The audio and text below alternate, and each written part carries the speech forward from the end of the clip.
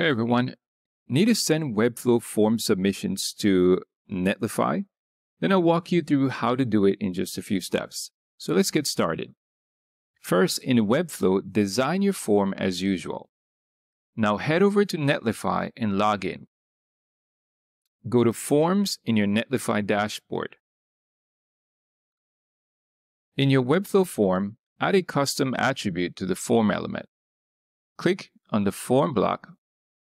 Go to the Settings panel and click Add Field under Form Settings. Add a name value pair like name data-netlify and set the value to true. This is going to tell Netlify to capture form submissions. And finally, publish your Webflow site and test it out. Your form submissions should now appear in Netlify's dashboard. If this was helpful, like and subscribe for more tutorials, and I'll catch you next time.